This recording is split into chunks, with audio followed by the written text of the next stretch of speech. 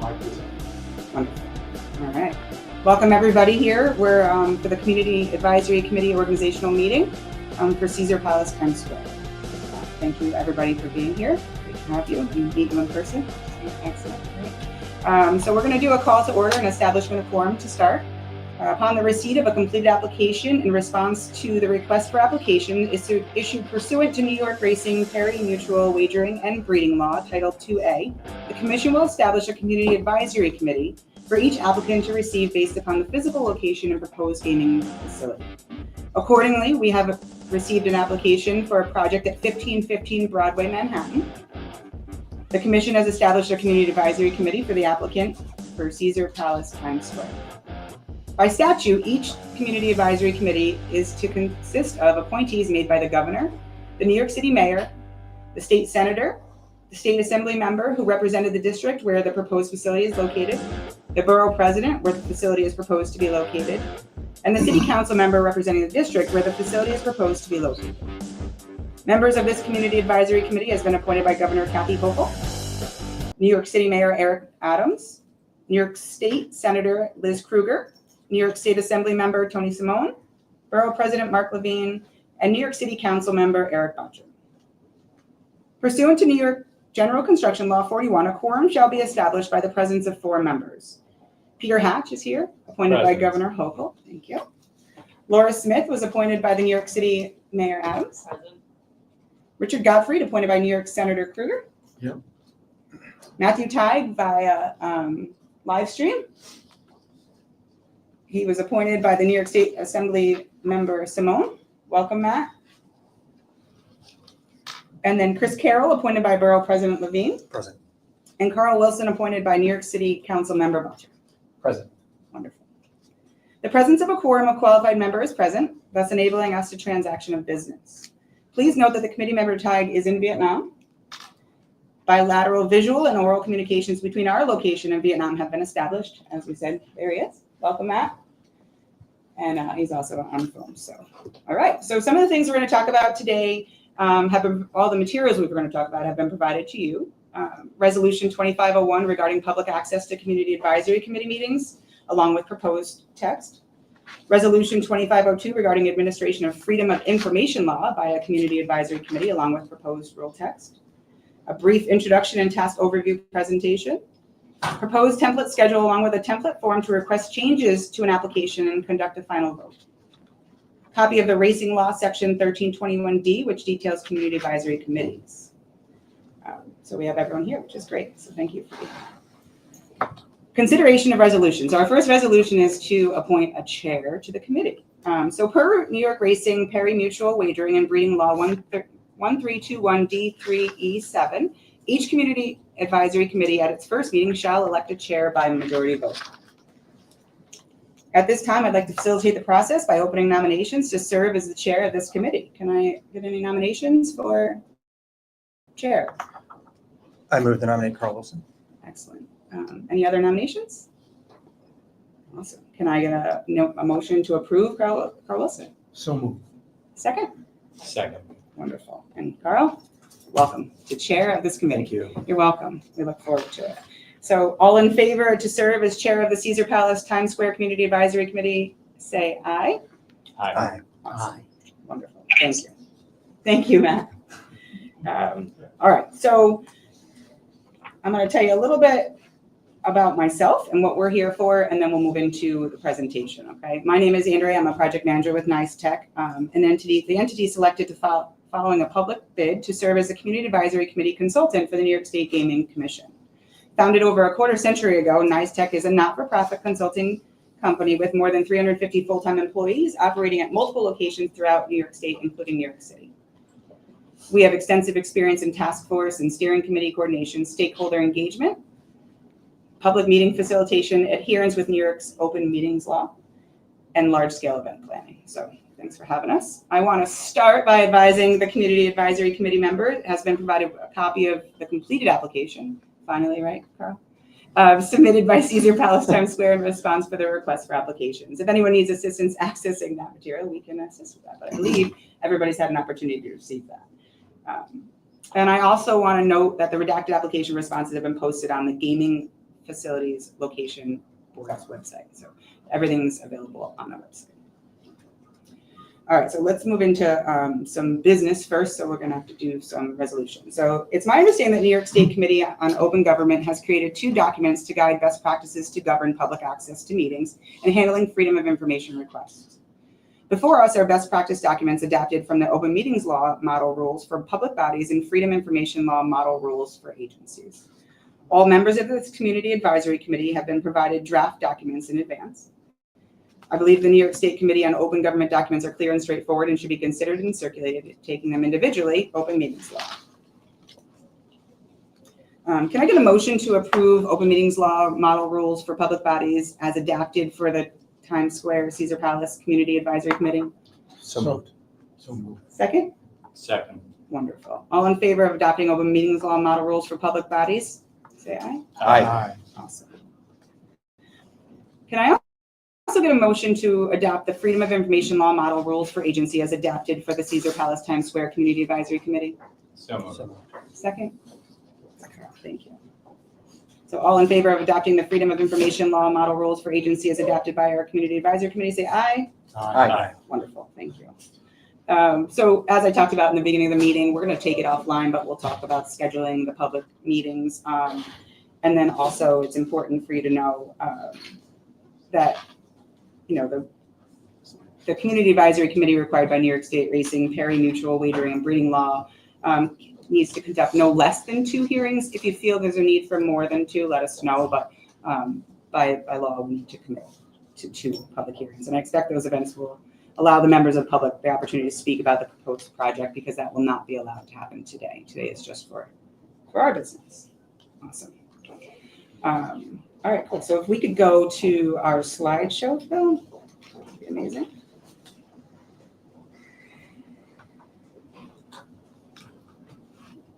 Wonderful. All right. So again, thank you for being here. The presentation is intended to provide a broad overview of what, like I said, why we're here, what your role will be, and what we need to do from a business perspective. You've received copies of the presentation online, but also it is printed within your packet there. So, all right.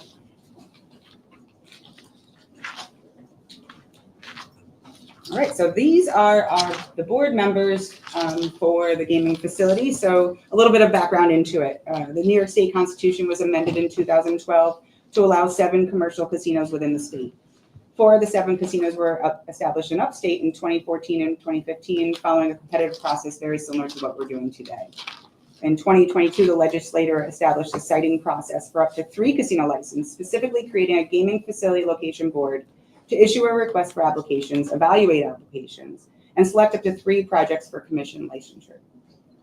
The board issued a request for applications in 2023 and currently has 4 members: Vicki Bean as chair, along with Terrell Brown, Marianne Phillips, and Greg Reimers. And there is 1 vacancy on that board. So, any questions so far?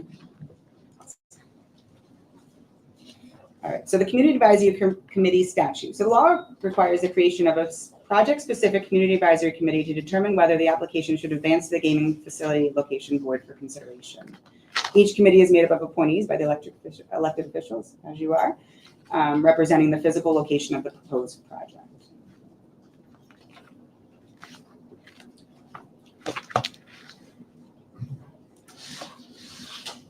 All right, next question. How do we end up here, right? So on June 27th, there was 8 applications received, and they're all listed here.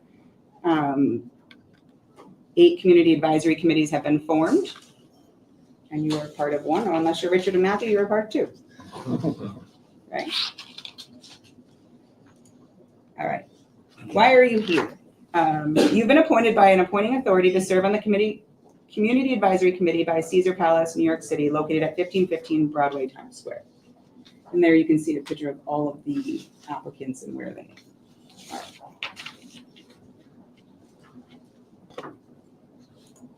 All right. And as we discussed, the committee members have received the application materials, and we expect the applicant to provide a presentation to the committee later during this meeting, which I think they're really excited to do. So thank you for that. Thank you for being here.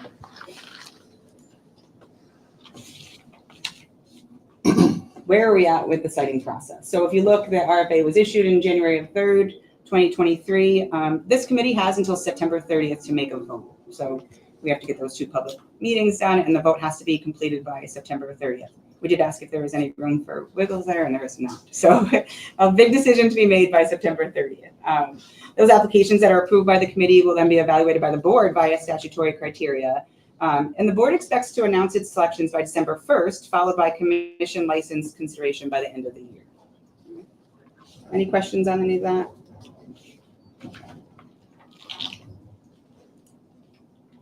Obligation and deadline. So kind of what we just talked about. By statute, the committee is required to review their application, solicit and review public comment, and hold at least 2 hearings.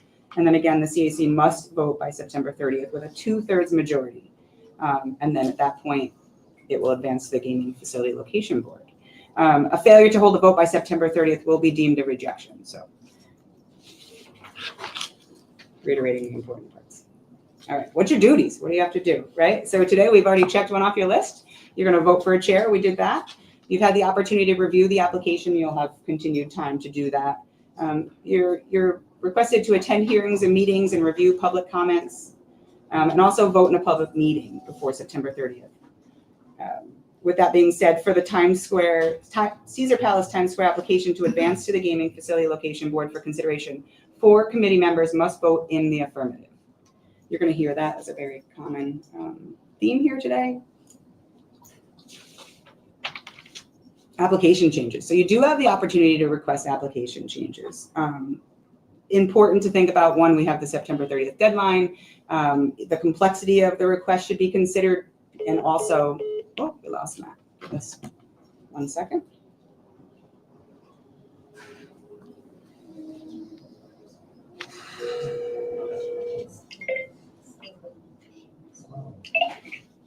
Back. Thank you, Matt. Awesome. So also the CAC will have to set the timeline for the response from the applicant. So if you do request any changes or modifications to the applicant, it's up to them to let you know when to have that information back to us. So that's important to talk about. A committee may request a bidder change or modification to their application. For such to be considered, it must be reduced to writing and filed by the deadline. Have any questions on that?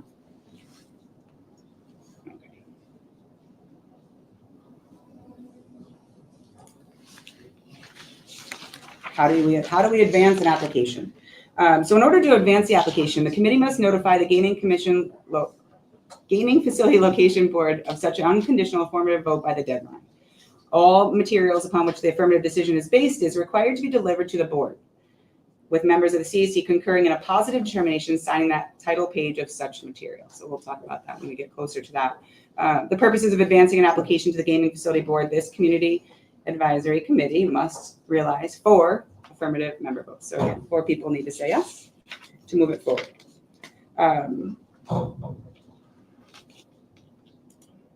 As you can see, there's a common theme here, right? So 4 people need to say yes in order to move this project forward. Thank you. Any questions so far? Awesome. I'm almost done, I promise.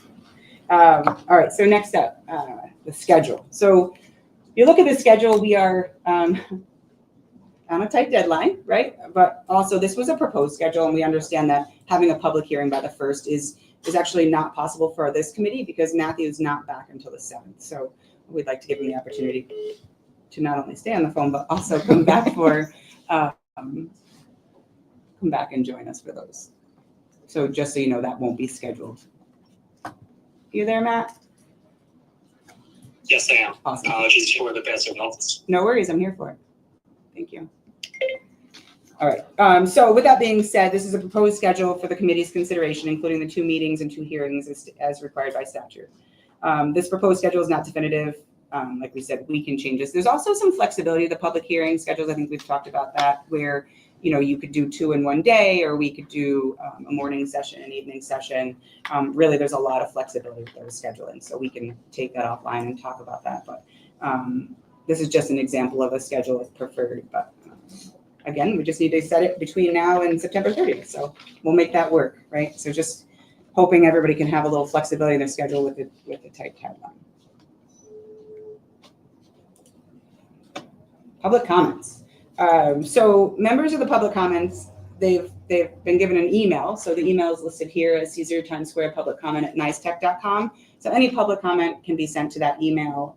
They can also mail it to us at 540 Broadway, 3rd floor, Albany, New York 12207, where our team is managing that mailbox. And we'll, as you'll see, coming in the next week or so, I will be compiling that list and sending it over to you of any public comments we receive, so that way you can receive them and review them on a weekly basis. Is that open now? Yeah, it is. Yeah, it sure is. Yeah. So all comments will be collected and provided to committee members for the review. Comments that were previously submitted to the commission and board regarding the project are being collected by committee for committee members' review. So it is open now, and we have been collecting them. So those seeking to submit comment to the committee are encouraged to do so soon to ensure ample time for review for the deadline. So that's anybody in the public that is looking to reach out and get their comment noted, to do it soon. As we know, the deadline is coming forward. All right. Unredacted application material. So this is just kind of a word of caution, right? So the stuff within that, as a member of the committee, you're tasked to review the complete application. That's why you've been provided both the redacted and unredacted versions of this application. Committee members can compare the redacted and unredacted applications just to see what is actually confidential versus what is not. It's kind of an important process to go through. A lot of that information is valued secrets and trade things that are very important to this project. So if it's in the unredacted information, remember that cannot be shared. So if anybody has any questions about that, feel free to reach out and we can clarify that for you. It could potentially cause injury to the competitive position of the submitting entity. So it's really important for that. Any questions on that? Awesome. Moving along. Okay. So my colleagues and I are providing logistical assistance to each committee, including securing meeting locations, necessary technology, right? Materials and support staff. So that's what we're here for. And as required by state law, all committee meetings and hearings will be open to the public and media and accessible by webcasted, and it is recorded. So these recordings are posted on the gaming website. So if anybody's looking to find it, you can send them there. And right after this meeting, it's immediately uploaded. So you can see the recording there. Any questions? Awesome. Event location. So I know, as I've said this before, I'm encouraging you to kind of make recommendations to have our meeting spaces to conduct these hosting these public meetings in venues available through your appointing authority. So I know we've tried to make that work in the past, but we'll move forward, and we welcome any suggestions is really the follow-up there. Nobody knows their locations better than you do. All right, proposed community advisory committee event. So let's talk about what we're doing now, right? So the organizational meeting, this is where we're here to elect the chair, discuss scheduling, and receive a presentation from the applicant, and then also conduct any other initial business as needed.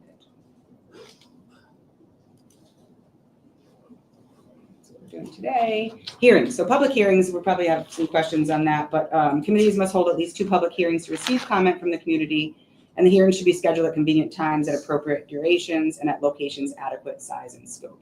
So we are looking for a place that holds at least 100 people just to allow for them to be present, but we will also be available on live stream, so that's also an option as well. So that will be important to know.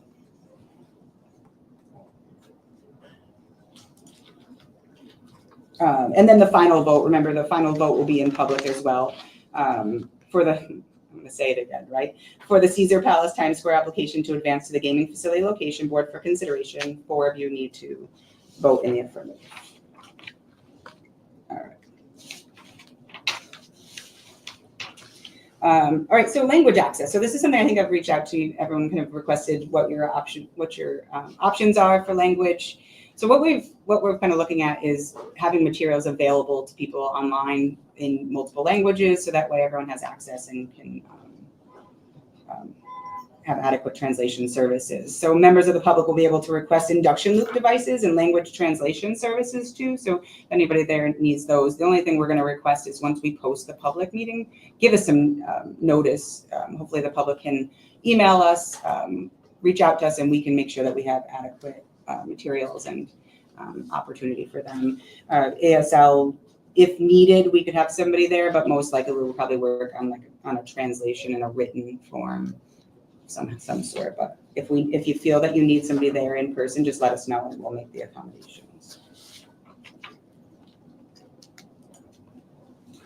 Awesome. So communication with project representatives. So it's a reminder to be mindful of the public officer's law obligations and refrain from contact with any applicant or anyone on their behalf, except in the context of a public meeting or through public comment process. So that's kind of where I come in, right? So I will be your liaison between you and the applicant. So if you have any questions when we leave here today or at any point throughout this process that you want to ask the applicant, just email me, call me, text me, and I will get that to the applicant so that way they're able to answer those questions.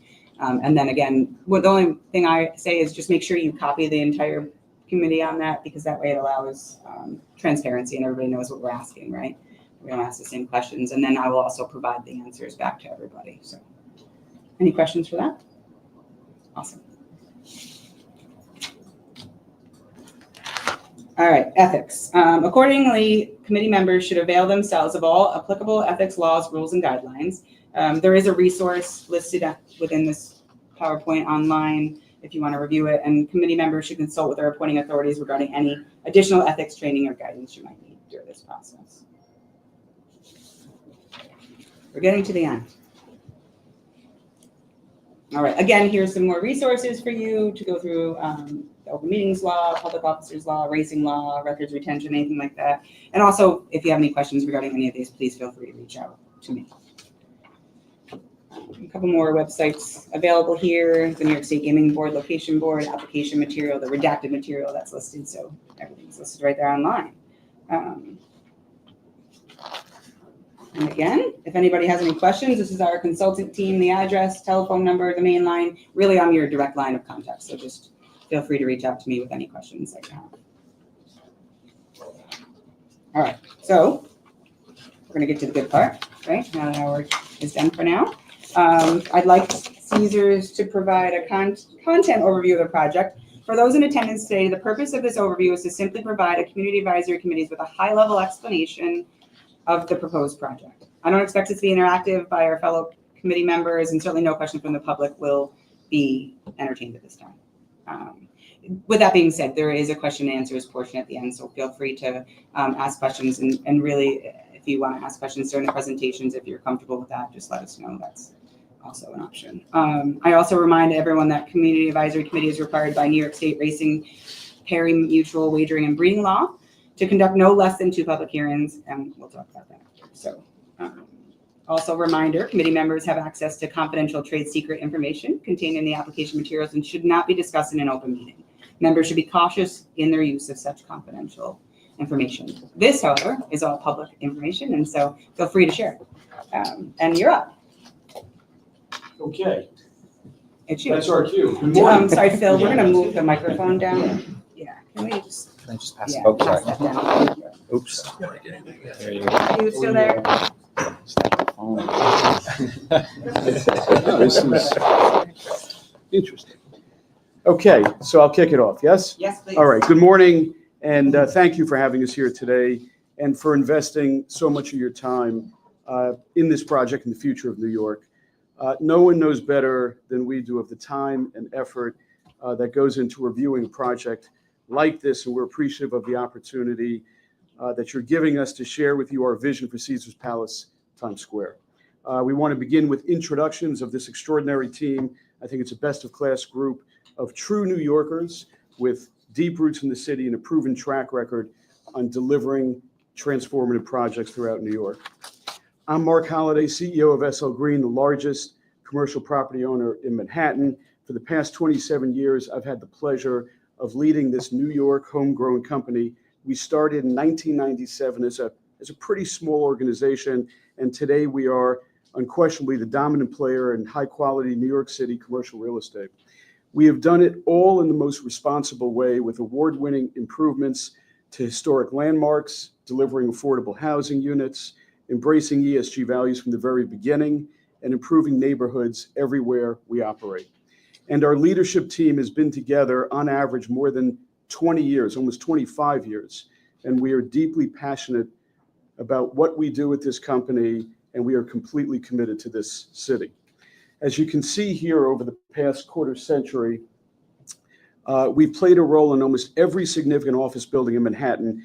That map shows you 126 million square feet of direct equity and debt investments that our company has made, multiples more than our nearest competitors.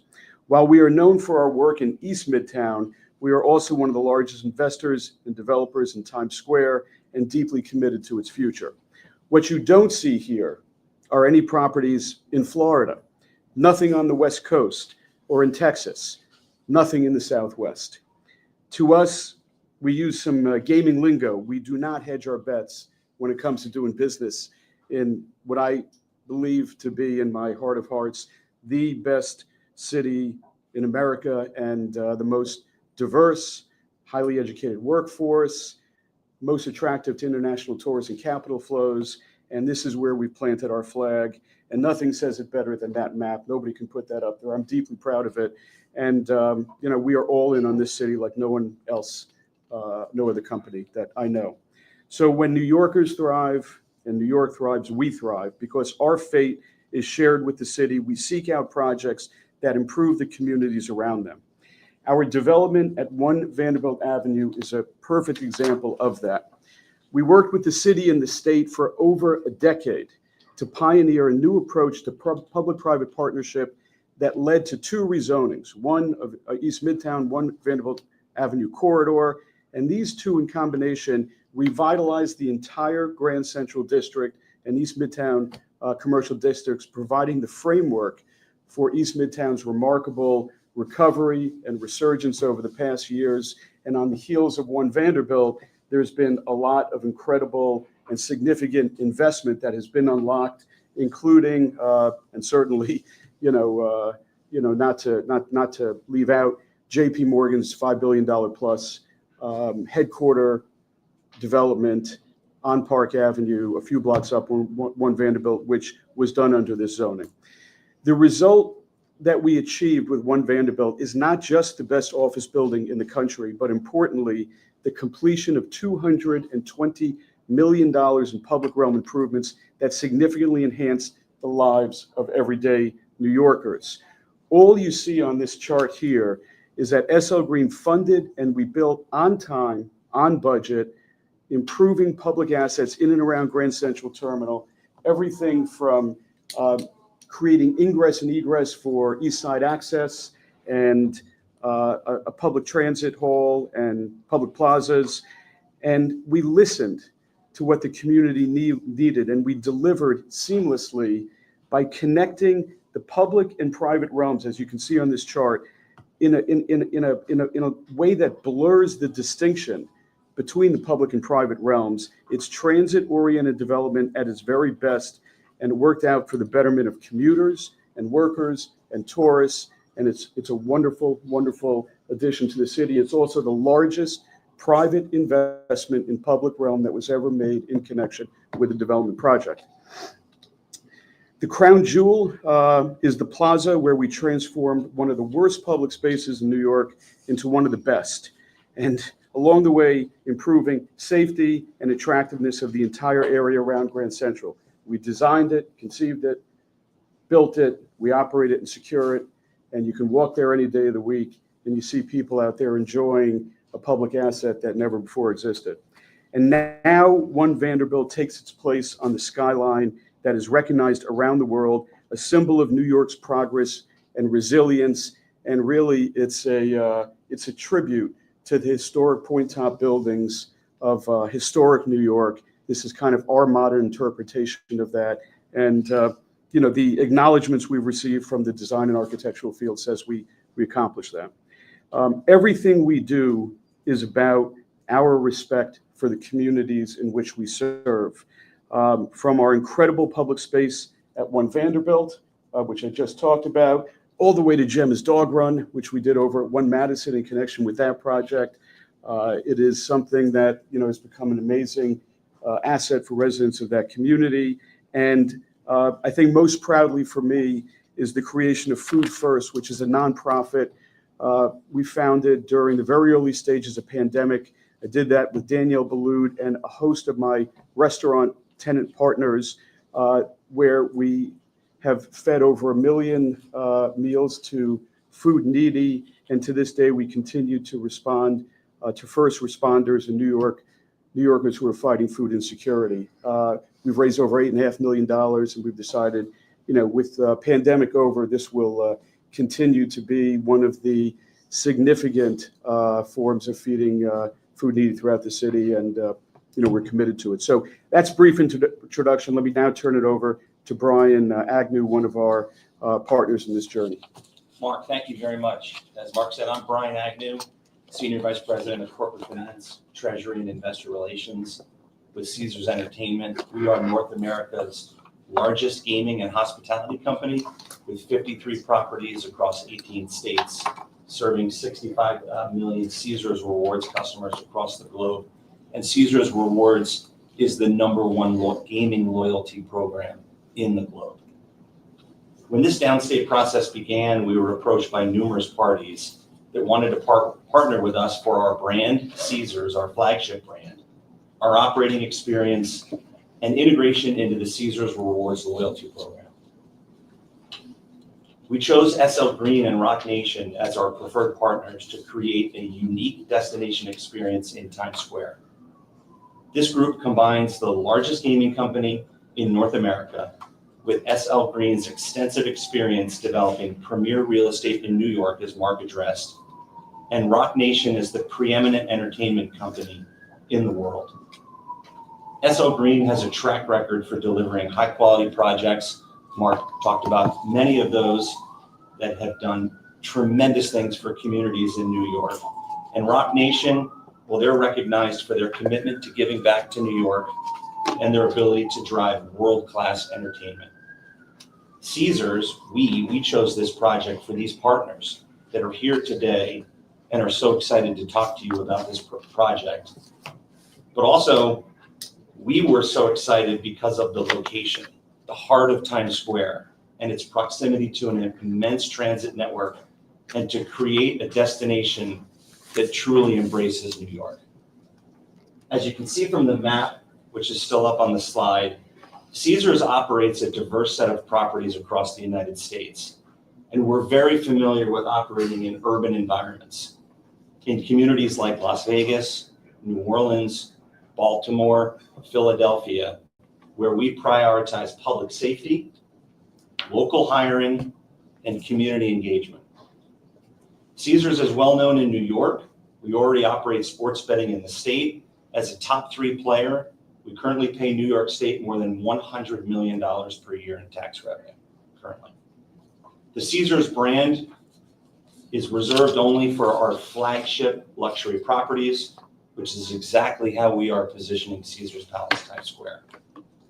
Caesars Palace is an iconic brand dating back to the 1960s that offers a world-class gaming experience. These are reserved for places people want to travel to, bespoke, unique, curated experiences at the high end for folks that want to take an experiential trip. Caesars Palace Las Vegas is currently our flagship property, as I mentioned, within our company, and we expect Caesars Palace Times Square will be on par with the quality of a destination like Caesars Palace Las Vegas, but as Mark talked about, in a New York way. We will be able to offer our guests around the world the same luxury experience in the tourism capital of the world, Times Square. We chose this partnership because we recognized an unprecedented opportunity, the chance to bring a world-class gaming destination to Manhattan that would attract international tourists and their spending power to benefit New York's economy for decades to come. Next slide. So this slide talks about our people and responsible gaming. As a company, we currently employ over 50,000 team members, including 20,000 unionized team members. This project is going to create significant high-quality union jobs, including close to 4,000 permanent positions on property once we open, and 3,000 union construction jobs during the building of the project. We are particularly proud of our leadership in workforce development, including our perfect score from the Human Rights Campaign for LGBTQ+ workplace equality, which we've earned over 17 years in a row. No other operator is as committed to New York and aligned with its values as Caesars. Additionally, at Caesars, 48% of our total workforce identifies as women and 63% are people of color. I say this proudly, when it comes to responsible gaming, we're not just meeting industry standards, we're setting them. Caesars will implement our globally recognized responsible gaming program, and we're going even further in New York by ensuring that there will be no gaming activities on the ground floor or visible from the street level. Let me pause there for a second and actually repeat that. We're going even further in New York by ensuring that there will be no gaming activities on the ground floor or visible from the street level. Caesars was first to pioneer Project 21, where only people over 21 can gamble. And in July 2024, we were honored with the Corporate Social Responsibility Award from the National Council on Problem Gaming. So something you may not know about Caesars, each year all of our frontline employees are trained in responsible gaming. Anybody that interacts with a gaming consumer is trained annually in responsible gaming and what to look for. And we have responsible gaming ambassadors on the floor, undercover, walking around the gaming facility to look for areas that could be considered problem gaming. We're unique, and we've been doing this the longest in the industry. And on workforce development, over 80% of our team members are proud to work for Caesars, and we continue to find new ways to invest in our team members' success. We are constantly investing in training and development, with close to $35 million spent in 2024 alone. We offer a comprehensive benefit and well-being package, and we expect to create unique opportunities for local employment. For example, like a monthly job fair that we intend to hold for Actors Equity and Local 802 members to help Broadway workers source temporary and flexible employment. Caesars has a long history of partnering with MWBE-owned businesses and expects to continue this important initiative at Caesars Palace Times Square. As an example of this, as we submitted in our RFA, we intend to enter into a partnership with a company called Mr. Shirt for laundry on property, which is a minority-owned laundry business locally. I'm going to pass it over to Desiree. Thank you. Good morning, everyone. My name is Desiree Perez. I'm the CEO of Rock Nation. We are an entertainment company. Basically, we started in 2008. We're New Yorkers, born and bred. But more importantly, we actually started the company in Times Square. And we've had the opportunity to partner with other people who are in the running, other groups. And we chose to partner with Caesars and SL Green, mainly because every investment that we make, either financially or community-wise, has to be something that stands with our values. And so this group here not only committed, but when you review the application, you will see that we've put forward our best efforts to include the community. I want you guys to know that we've ingrained in partnerships with so many different aspects of New York, but I want to just kind of amplify on four. One is with the Brooklyn Public Library, where we debuted the Book of Hove, and that was done for the program for censorships of books. We all recall that happened about a year and a half ago. And we partnered with them and we fundraised with them and we debuted the Book of Hope there with the Brooklyn Public Library. The second thing that we've done is the job fairs. We started that in 2021 on the heels of COVID, but we also partnered with Reform there so that we could help with probation and parole reform. And what we do is we pre-qualify employers, 4,000 jobs. And then when we bring in the people we basically promote and bring in people to the job fair, which we did at Madison Square Garden. On the other side of the floor, we have training for resume writing and mock interviews and expungement of your record if you have one, since we partner with Reform. And we have all sorts of amenities to help people, even organizations that come in with like clothes, if they don't have suits or proper suits or clothing for an interview. And when they turn the other side and they go around the corner and get into the space, there's 4,000 entry-level jobs waiting for them. We started that in New York and we've been doing it every year since. The second or the third thing that we've done is the United Justice Coalition. And the United Justice Coalition, we also started about 3 years ago, and we plan to do it annually. And what we do there is we connect with 50 different organizations around the country. We bring them to New York. We did it at the Shed on 33rd Street this year. And they don't have to pay anything. Rock Nation pays for it, for everything, subsidizes all. And they sit there and they talk about their programming. And aside from that, we then go out and we get interns from around the country, interns from colleges. And those interns come into Rock Nation over the summer and they work for us to help us market and program it. So we've had over 4,500 people show up at the UJC this year. We have panels as well. So for example, on those panels, which run about 6 or 7 hours during the day, we've had Hakeem Jeffries there. We've had our own Letitia James sit there, Eric Gonzalez sit there. And we just talk about all the issues, women who are incarcerated or drug addiction or mental health issues for people who are in prison. And so we've done that. It's actually almost like if you think of the car show at the Jacob Javits Center, that's what the United Justice Coalition is doing. And lastly, I want to talk about the scholarship that we've had for about 21 years. This scholarship is not merit-based scholarship as most scholarships are. It's a scholarship that Jay and his mom started, and the scholarship, what it does is it basically looks at people who can't get themselves a merit scholarship, but what they do want to do is go to college, and they have mitigating circumstances. And with those, usually the mitigating circumstances for you to qualify in the criteria that we look for are single parent homes, parents who have been imprisoned, drug addicted parents, or students who are in high school and have to take care of the siblings. And so they're not doing as well in school, but that doesn't mean they don't want to go to school. And so this scholarship program has been going on for 21 years. So basically, we've given a lot to the community. We work really hard to give back in everything that we do, in every partnership that we've ever committed to. Any business, and you could ask us about any one of our business ventures, we'll tell you how we connect and partner with the community. And so I'm going to pass it off to Jay. Thank you. As you can tell by Dez's accent, she's from the Bronx. I'm from Brooklyn.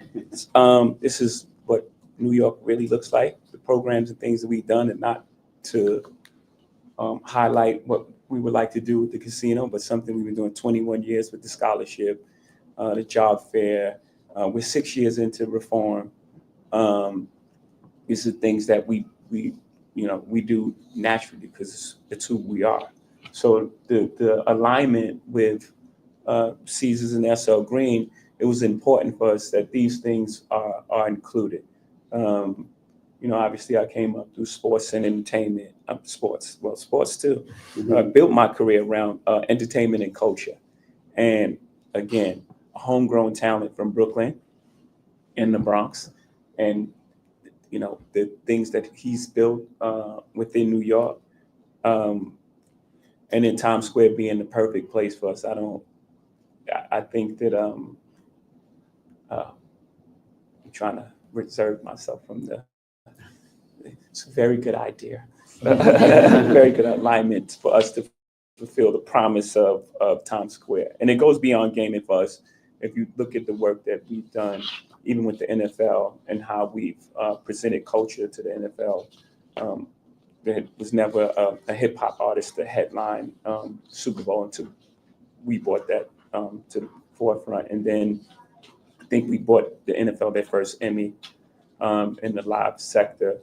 And I think we got 5 or 6. We have 5, and we've just nominated for 4. And within our stand, and we just beginning there as well. So, and also when we come into a space, it's particularly like Broadway, we're not coming to compete with Broadway. We're coming to add. We coming to be additive. Anything that we've done in the past, we've always included the community. We've never excluded the community. So for us, it's important. One of the first calls I made, and it's public now. You already talked about your undercover people on the floor and told the whole world. So I'll tell. One of the first calls we made was to Bob that I made, another Brooklynite, Bob Iger, because it was important for us to talk about the Lion King being involved with this building. So I think I'm gonna stop there. You guys, Okay. yeah. I gotta tell you, I'm gonna go a little off script here for just 1 second. We'll tack it on to our 45 minutes. 45 minutes in 1 second. It has been one of the great joys and privilege of my life and my career to work with Jay and Des on this project. It is, Thank you. you know, can't even describe how good a partner they are, how good a company they are, how much they've done for the city. I think you scratched the surface, you know, in what you told in a limited period of time. But it's truly, you know, something that for people like us who, you know, just work away hard, sometimes against tough odds to achieve great things. It takes that kind of vision and tenacity that you guys have, and I could not ask for a better partner than you guys in Caesars, so thank you for that.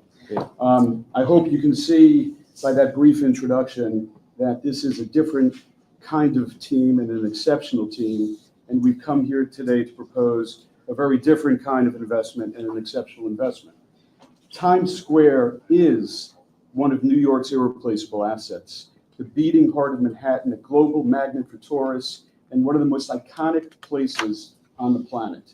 It is a place designed for purpose as New York's great entertainment district, meant to host the bright lights, the big crowds. It's all about excitement, imagination, and culture. But we all know Times Square can be so much better than it is today. It can become a place where New Yorkers want to spend time, want to shop, want to dine, want to stay over in hotel, and want to go to Broadway, and want to be game and be entertained. And it should be a place that shows off the best of our city to visitors from around the world, which will be uniquely attracted to Times Square over and above many of the other locations that will be proposing projects for these licenses. To transform a neighborhood, as I'm talking about, you need a spark. And the project that we're proposing is that spark to make this happen in a way that's only possible in Times Square and uniquely achievable at 1515 Broadway. Because of Times Square's power as a tourist destination, its transportation infrastructure and concentration of businesses, it is the only location that can realistically host a world-class gaming destination that is a good neighbor, maximizes revenue for the public, and maximizes revenues for the state, and minimizes impact on the environment and the residential communities on its periphery. And at 1515 Broadway, we have an asset that allows us to create an incredible new place in the most sustainable and environmentally friendly way possible by adaptively reusing an existing 55-year-old office building. Instead of knocking the building down, the project is going to leverage this existing building, avoiding massive greenhouse gas emissions and the consumption of raw materials that necessarily comes with brand new construction. It can be delivered quickly. Speed to open is a huge advantage here. It will be open with minimal disruption to the surrounding community because the vast majority of construction will occur inside the four walls of an existing building. No new shadows, no new wind tunnels, no upset to the street grid. It's an existing project.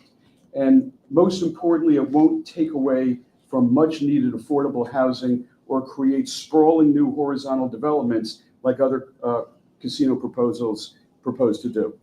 The result that we will walk you through today is nothing like a typical Las Vegas casino or really any other gaming or resort in the world. Caesars Palace Times Squares defies everything you've heard about in the casino development project. It is designed not to keep people inside. That's difference number one, but specifically designed to share the time of the gaming patron hotel guest with all that Times Square in New York City has to offer. It is contextual within the Times Square neighborhood, the world's most iconic entertainment district, zoned in a way to create excitement and bright lights and boisterousness and fun and entertainment. It's a community that it's a project where it has community benefits that are designed to solve existing problems, because there are some existing problems that need to be solved, as great as the attributes of Times Square are. And we've designed those solutions with members of the community.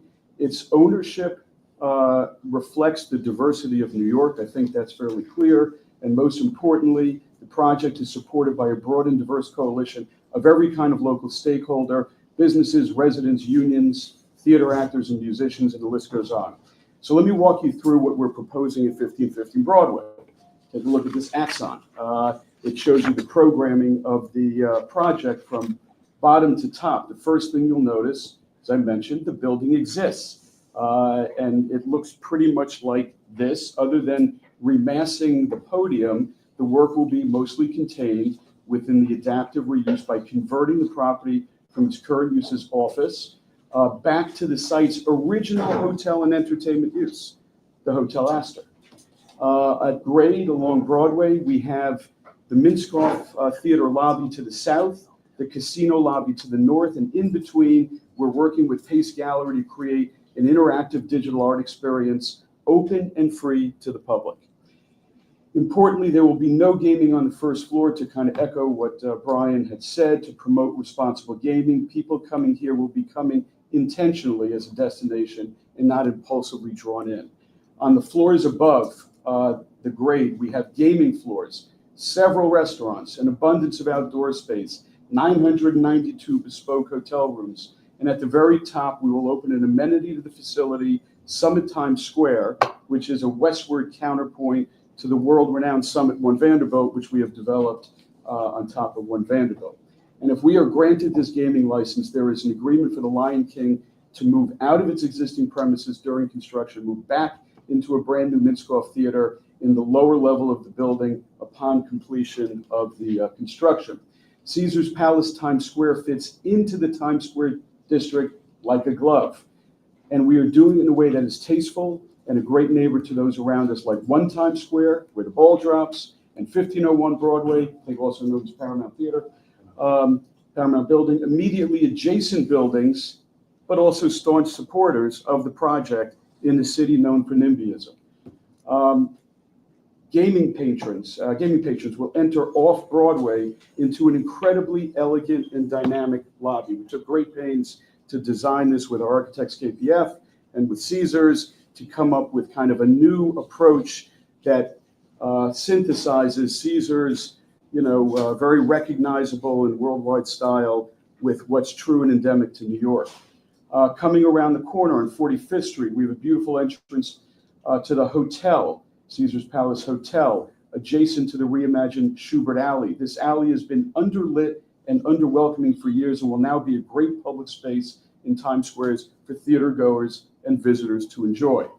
Moving inside, we have a monumental and tasteful lobby, an incredible welcoming experience that will be readily able to handle the demand from the hotel guests. Our world-class gaming floors will be managed at the highest level. Dramatic, mostly column-free space, everything done with approachable elegance, so everyone feels welcome to the game and have a great time doing it. I'm going to dwell on this image because I don't know how and under what context every New Yorker doesn't want to have something like this in the heart of Midtown, to brand it as it should be, the greatest integrated gaming, hotel, and entertainment facility in the world. Above these gaming floors, there will be a small number of exceptional restaurant options. Nobody does dining like SL Green. Okay, you know us as real estate folks, but you should know us also for Joji, La Tête d'Or, Le Pavillon, all Michelin star and Michelin acclaimed, while the vast majority of people will eat in the surrounding establishments. We're excited to add some new fine dining options with some celebrity chefs to the neighborhood, young and up-and-comers. There is very little outdoor dining in Times Square, and we're going to provide several levels of incredible outdoor experiences with amazing views of the lights on Broadway to bring people out of the canyon of office buildings, onto these various setbacks and let people experience Broadway, from the outside, not just within. Everything about Caesar's Palace Times Square will be elegant, refined, and classy, unlike any gaming destination in the country. SL Green specializes in designing the highest levels of design-forward amenities, as evidenced by what we've achieved at One Vanderbilt, One Madison, and these have been widely recognized for their, forward-thinking nature in ergonomics, flow, and design. The hotel rooms will be floor-to-ceiling glass and provide incredible views of the city, a true five-star hotel experience, and a great addition to the Times Square area, and not really truly competitive with any hotel that currently exists in that area. At the very top, there'll be 9 sky villas, and they'll become the most sought-after accommodations in the world. That's a quick overview to give you an accurate sense of the quality of the project and the care and thought and professionalism that has gone into its design. Now, I'd like to turn it over to Brett Hirschenfeld, Executive Vice President, SL Green, and colleague, he's one of the over 20-year colleague members, talk about the secret sauce to what we're proposing, generating demand outside of the 4 walls of the project to benefit the community in a way that is not possible anywhere else in a downstate New York facility. Thanks, Mark. As our partners already alluded to, Times Square is unique in that it already offers everything people expect from a gaming destination, from the hotel rooms to the restaurants, retailers, and entertainment options. Here are some specific numbers to quantify what we're describing. We project over 3,400 rooms to be demanded every day because people around the world will want to visit Caesars Palace in Times Square. We're only providing 992 rooms on site. This means that nearly 2,500 rooms every day will be directed to other hotels in Times Square. And remember, Times Square contains hotel offerings of all economic levels, such that anyone who wants to enjoy Caesars Palace Times Square can come and stay at a hotel of their choice and still be treated as a Caesars Palace guest. At our property, we could deliver 34 economically successful restaurants, but we're only providing 4. When people need to eat, as they always do, let them go frequent other restaurants in the neighborhood and throughout New York City. The halo effect will create nearly 14 million meals consumed at other restaurants. Retail and gaming tend to be synonymous, and Caesars Palace Times Square will generate nearly $900 million of retail spend. But we decided to provide no retail. Instead, let New York City retail establishments win and benefit from this enormous spillover effect. And entertainment. We have the world's best, Broadway. When customers visit world-class gaming destinations, they expect world-class entertainment at the same time. As a result of citing Caesars Palace in Times Square, we expect nearly 850,000 Broadway tickets to be purchased annually, generating $125 million in new incremental ticket sales. This benefits the entire theater community, from the owners to the producers to the investors, and most importantly, the actors, musicians, and the stagehands.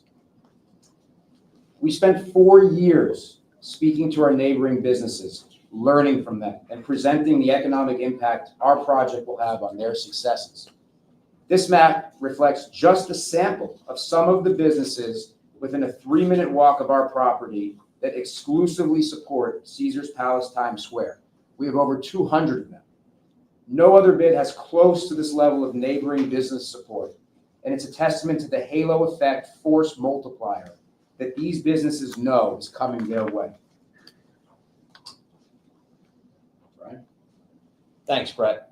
So when New Yorkers decided through a constitutional referendum to bring 7 Class 3 gaming licenses to New York State, the intent was to generate needed tax revenue and capture gaming revenue that was leaving the state. This might include international tourists that pick Las Vegas or other international gaming destinations for their gaming entertainment, or New Yorkers who have the means to travel out of state to spend gaming dollars in other states. Caesars Palace Times Square provides the highest chances of achieving these goals. A property in Times Square will capture the highest VIP customers from around the world, especially combined with Caesars' decades experience in international high-end casino marketing. That's what a casino in Times Square will uniquely do. It gives New York an international gaming destination venue. This is the only site in front of the Gaming Commission that won't be a regional-focused gaming venue. The power of the Caesars Rewards loyalty program is where our global reach becomes New York's advantage. No other company No other gaming company in front of the Gaming Commission can deliver Caesars Rewards. We have the largest gaming database in the world, 65 million Caesars Rewards members. These are people who game for entertainment with disposable income. They accumulate points, but currently they have no reason to come to New York because we don't have a property in New York where they can redeem points. Instead, many of these gamers go to Las Vegas. Now with the New York City Trophy destination, these members will have a new reason to visit New York. I suspect they're already here or extend a stay that they may have already planned. There is significant enthusiasm from our existing Caesars Rewards customers for a New York property. In fact, we saw more than 2 times engagement on recent outreach to our customers on Caesars Palace Times Square. Caesars Palace Times Square will be a premier destination and become a must-visit property for our members. Caesars will allow its rewards points. This is an industry first, so I really want to go slow and walk you through this. For the first time ever, off property, Caesars is going to allow its rewards points to be redeemed at local partner businesses throughout Times Square and the West Side on a dollar for dollar basis. So our gaming customers come to our property, they spend time, they redeem their points, and they'll be able to take them to merchants in and around New York City for the first time ever and to be able to redeem their points at no cost to the merchant, total dollar for dollar. So we expect this to be a significant economic benefit. We are creating an ecosystem where all businesses in Times Square become part of this project. We just provide the gaming in a converted office building, and all of our neighboring businesses become our partners. And on top of that, we are going to market our neighboring businesses on our Caesars Rewards app, as I said, at no charge to them. We are talking free marketing to neighboring businesses. So here's restaurants, Broadway theaters, LGBTQ plus establishments, and then finally we've got a hotel listed up here. So all of our neighbors get access to 65 million members for free because they've decided to be our partner. Thank you. I'm sorry, give me 1 second. Oh, We right. just passed. Sure. You want Me too. Good morning. I'm Jeffrey Bank, the CEO of the A La Carte Restaurant Group. As someone who owns restaurants in Times Square for over 35 years now, Carmine's, Virgil's, Mermaid, and Bar Mexicana, and who also sits on the board of both the Times Square Alliance and the New York City Hospitality Alliance, I feel I'm uniquely qualified to understand the support that Times Square Restaurant needs. I want to start by reiterating that the numbers Brian is talking about are true game changers for every business that operates in and around Times Square and surrounding neighborhoods. Because I also have restaurants in Las Vegas and Atlantic City, I truly understand the typical casino environment and how it works. Simply put, they never want you to leave the casino.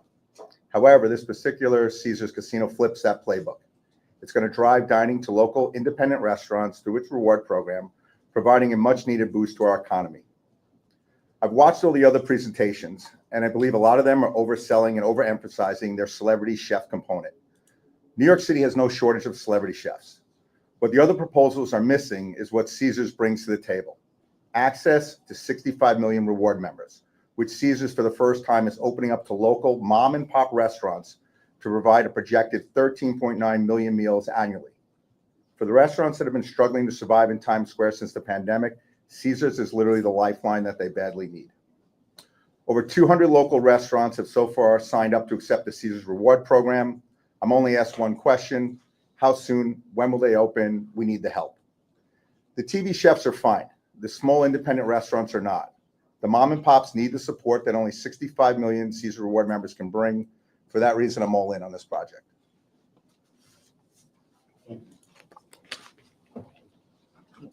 Passing it off to me. For sure, yeah. Absolutely. Thank you. From day one, we were clear about something. This project has to benefit everyone. Times Square, Hell's Kitchen, the west side of all of New York, and that wasn't negotiable. So we did the work. 5 years of real conversations, hundreds of meetings with residents, business owners, community leaders, workers. We listened because we needed to understand what people actually needed, not what they thought they needed.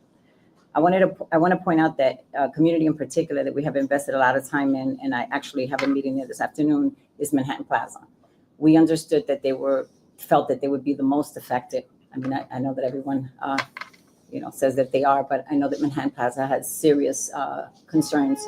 And so I spend a lot of time in Manhattan Plaza, and what we've come back with after many of those meetings is that we've dedicated $22.5 million to that community over the next 10 years. And we have all committed here, SL Green, Caesars, and Rock Nation, 0.5% of our profit distributions in perpetuity to that community. And the money will be invested at the direction of the trust controlled by the residents to ensure that the community benefits alongside the casino well into the future. Another very important part of, obviously, Times Square is Broadway. And so we've been talking to the Broadway workers. They told us something that really stuck with us, which is the people who create and do the work, all the actors and actresses, and I mean, I heard some of the examples that were really heart-wrenching, is they don't have childcare. They don't, in between the productions, they have, they go months without income, worrying about basic things like paying their rent, healthcare. And so we've put $100 million on the table for the next 10 years, specifically for Broadway workers. That means that childcare, we've partnered with Bright Horizon for childcare, medical and student debt relief, tickets to shows to underserved communities, like the Bronx, a lot of places in the Bronx, establishing a $10 million fund to support the Coalition of Theaters of Color. This is a brand new one that we just partnered with. Agreements to support local theaters such as Sony Hall and Town Hall, youth educational arts program, and we're not going to stop there. So we've also partnered with Actors Equity and Local 802 to host monthly job fairs exclusively for the members. I'm going to pass that off now to Al. So Al is on your screen. Can we just call Al? He's right. Can you hear me? On him. You want me You can hear me okay? You can hear me okay?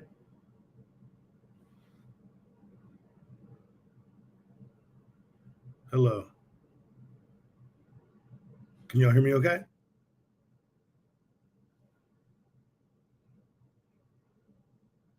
Oh, gotcha. Okay. Good morning, everyone. I'm Al Vincent Jr., the executive director, not only the executive director of Actors Equity, who represents 51,000 members across the country, 20,000 of which find their way on Broadway at some point. But I'm also a resident of the community. I live right there in Hell's Kitchen. And let me be clear about something. You might hear people say Broadway is against this, but let's talk. Can you start over, sir? Uh-oh. Can you hear me? Beginning, sir? Des, can y'all hear me? We can hear you. Can you hear? I can hear you now. Let me start over. Right over. Yes, We have please. to- All right. Good morning, everyone. Sorry about that. Okay. My name is Al Vincent Jr. I'm not only the executive director of Actors Equity Association, which represents about 51,000 members across the country, actors and stage managers, 20,000 which find their way on Broadway at some point. But I'm also a resident of the community. I live right there in Hell's Kitchen. And let me be clear about something. You might hear people say that Broadway is against this, but let's talk about who Broadway really is. Broadway is the actors and stage managers who bring stories to life every night. It's the musicians who create the soundtrack to those stories, the backdrop for those stories. And Broadway is the working people who make the magic happen. And we represent those workers, the heart and soul of Broadway. And what's been impressive to us is that this team has taken the time over the course of the last few years to sit down with us and understand the challenges that our members face every day, like affordable childcare so parents can pursue their careers, healthcare and student debt relief that gives our people breathing room, and stable employment opportunities that bridge the gaps between shows. We have members that come and go to Times Square day and night, and many times late at night. And right now, our members have safety and security concerns in Times Square. There have been several incidents. This proposal will be a massive new investment in funding to make the neighborhood safer. These safety improvements from a new partner are a long-term investment in the health of the theater community. We have a labor peace agreement with this project that will protect the work. And as you know, this building, this would occur in a building that houses a Broadway theater, as was discussed earlier. Our members book auditions on short notice, and getting childcare when they go to and from auditions is a challenge. This team stepped up with $20 million for daycare, and that's a game changer. That will really make a big difference in these folks' lives. They also stepped up with $12.5 million for student loan debt relief and help with medical debt and rental assistance for Broadway workers. And even our members who work on Broadway are constantly looking for new work because these jobs are short-term jobs, right? Folks are, shows don't last forever. Many shows don't last forever, and they need to find jobs in between. And again, this team committed to a monthly job fair just for our community for those who might need a short-term gig between theater jobs. This makes living and working in the theater district sustainable. Our members care about housing costs.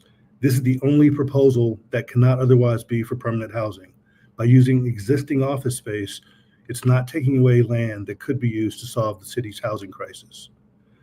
And finally, the developers sought out a meeting with our health and safety team and asked how they could plan for the construction to be as minimally noisy as possible. They came to us proactively, which was really important, not the other way around. Earlier, Jay said that this team is not competing with Broadway, but adding to it. And we have felt that. We have felt this partnership. The people behind this project have proven to us that this project will be there for us as our needs evolve and that we're in this together for the long haul.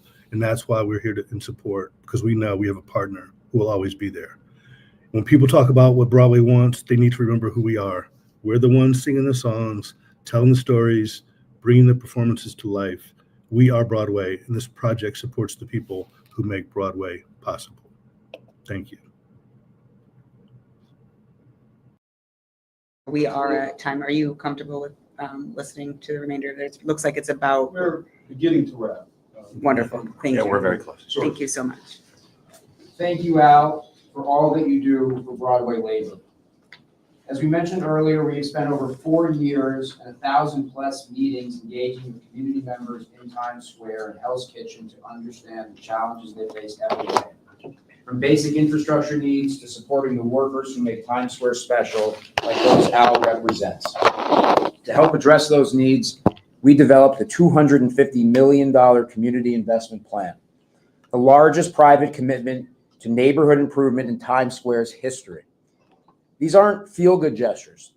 They're targeted solutions to long-standing community challenge that we learned about through direct engagement with our neighbors.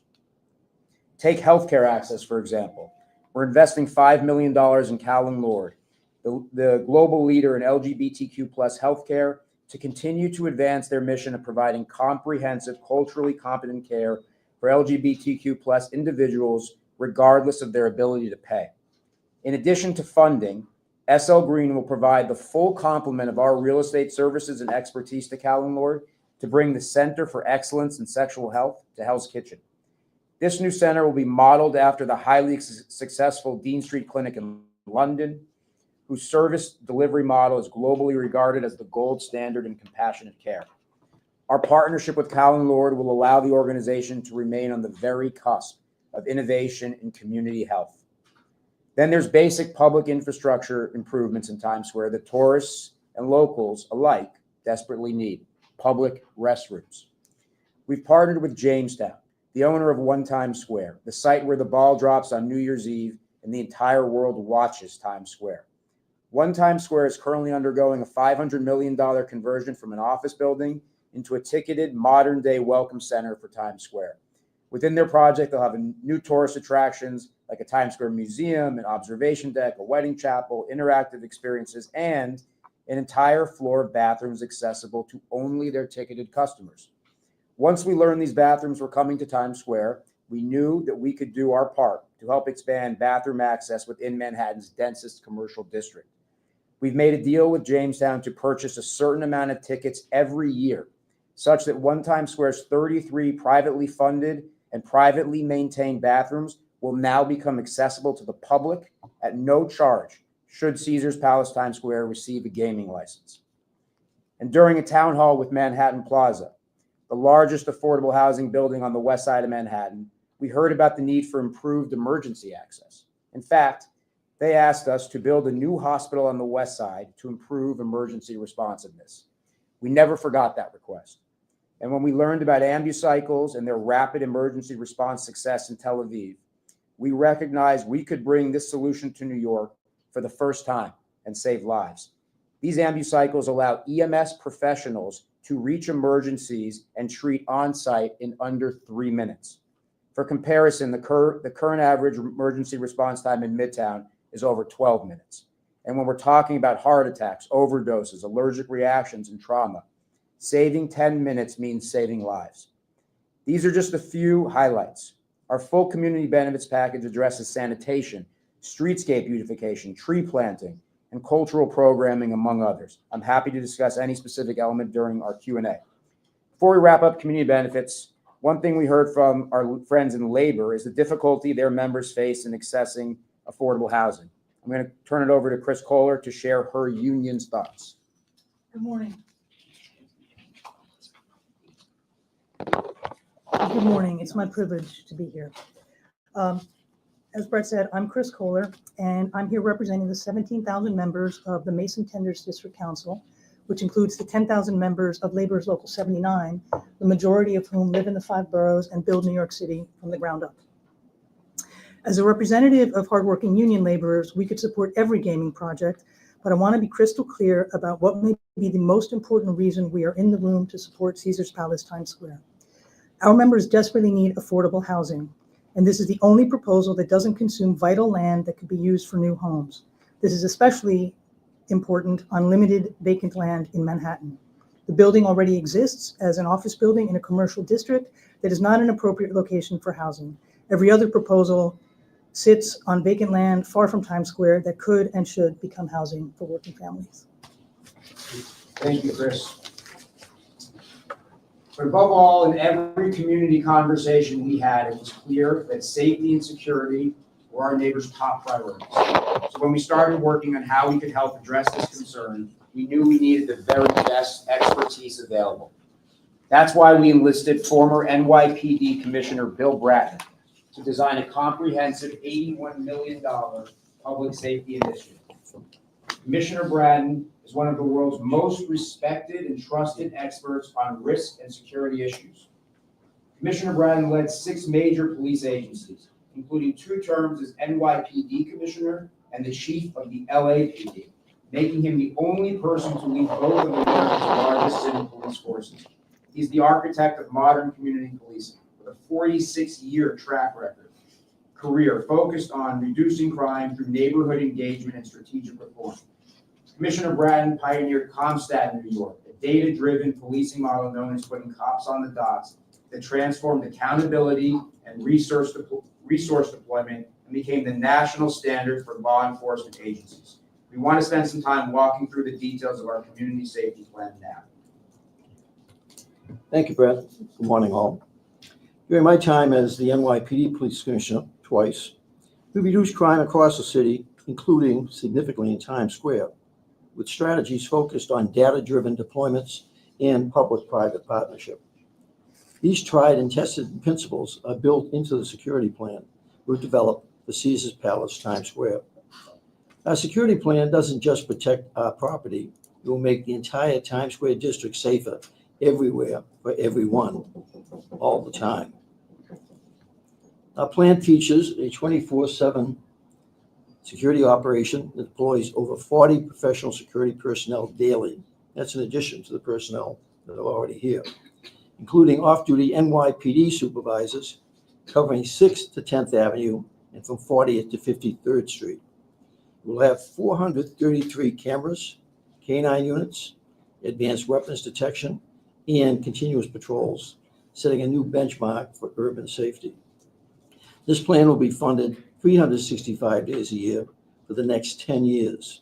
It has been reviewed by our partners at the NYPD and will be incremental to their daily patrols. Here's what I've learned in my decades of policing. When people feel safe, they spend more time in an area, visit more businesses, and return more frequently. Security and commerce work hand in hand.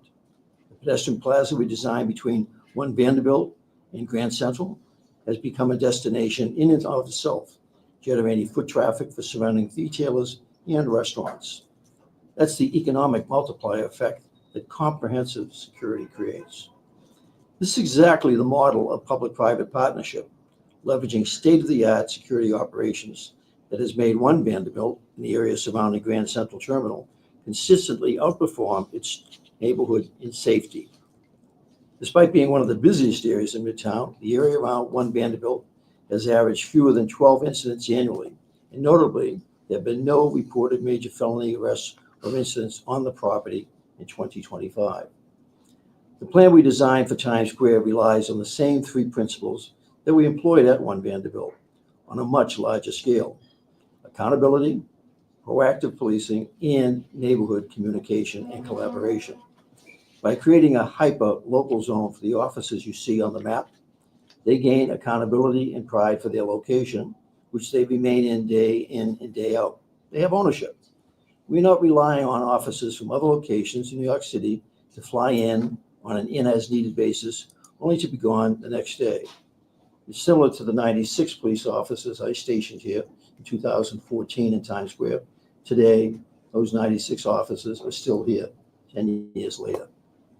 Secondly, if an officer is consistently in the same location, they're better able to anticipate where crime is likely to occur and prevent it before it ahead of time. We don't want to react to crime and arrest people.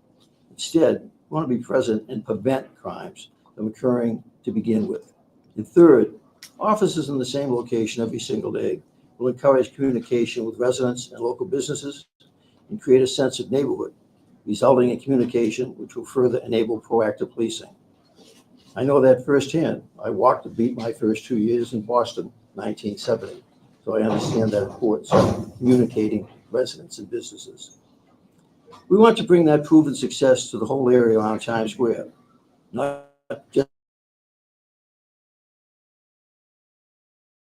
preventing. Our vision for security is ambitious, but it's achievable, making Times Square the safest commercial district in the world. That's the standard we're committing to: safer and secure everywhere for everyone all the time. Thank you. Thank you, Commissioner Bratton. We've also brought our advisors from AKRF to discuss the research and development they've completed to ensure that our project mitigates congestion and improves traffic flow. Lindo from AKRF will take it from here. Thank you, Brett. I'm Lindo, Senior Vice President at AKRF, where I've worked for the past 37 years. We're an environmental planning and transportation firm founded and based in New York City, so we know this city. As Brett mentioned, a second major concern we heard is related to congestion. Times Square is synonymous with mass transit, as the subway station opened at the same time that Adolph Ochs moved the New York Times to Longacre Square. There are 16 subway lines within a walk from our project site that connect to other parts of New York City. They also connect to the regional transit hubs of Grand Central Terminal, Penn Station, and the Port Authority bus terminal. We have the shuttle, not the shuttle vans that transport customers from mass transit hubs to properties.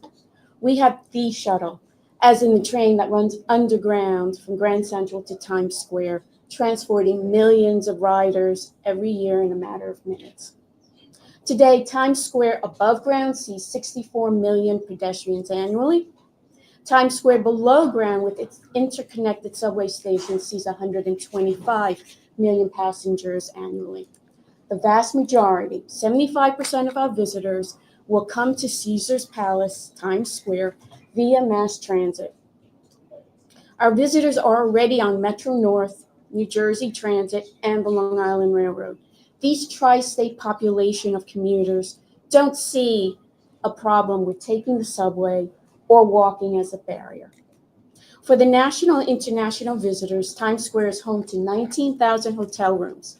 These guests are a huge part of the 64 million visitors in Times Square.